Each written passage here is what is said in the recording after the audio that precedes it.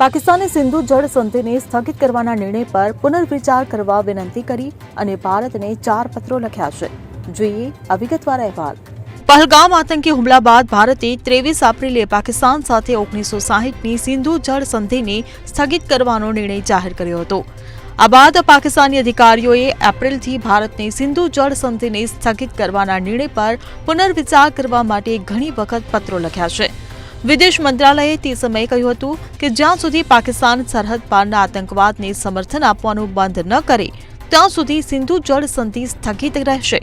એક અહેવાલ મુજબ 1 મહિના પછી પાકિસ્તાનના જળ સંસાધન સચિવ સૈયદ અલી મુર્તઝાએ ભારતના જળ શક્તિ મંત્રાલયને 4 પત્રો મોકલ્યા છે, જેમાં તેણે સંધિને સ્થગિત કરવાના નિર્ણયની પુનર્વિચાર કરવાની વિનંતી કરી છે. આમાંથી 3 પત્રો ઓપરેશન સિંદૂર પછી મોકલવામાં આવ્યા હતા. પાકિસ્તાને એવો દાવો કર્યો હતો કે ભારત દ્વારા સંધિને એકપક્ષીય તરીકે સસ્પેન્ડ કરી શકતી નથી, જે સસ્પેન્શન કરારની જોગવાઈઓનું ઉલ્લંઘન કરે છે. પાકિસ્તાનના પત્રોનો ભારત તરફથી હજુ સુધી કોઈ જવાબ આપવામાં આવ્યો નથી. સૂત્રોના જણાવ્યા મુજબ ભારત પોતાના નિર્ણય પર અડગ રહેશે.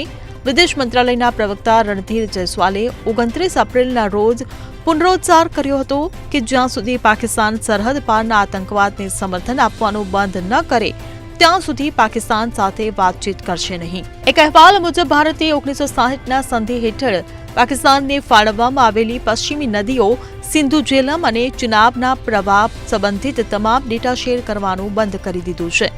પાકિસ્તાન મોટાભાગે તેના અર્થતંત્ર માટે, કૃષિ માટે સિંધુ જળ પર નિર્ભર છે. પાકિસ્તાની નેતાઓએ કહ્યું હતું કે સિંધુ જળ સંધિ હેઠળ પાણીના પ્રવાહમાં ઘટાડાને યુદ્ધનું કૃત્ય તરીકે જોવામાં આવશે. Bureau report CN24 news. હવે જુઓ દેશ દુનિયાની તમામ ખબરો તમારી આંગળીના ટેરવે.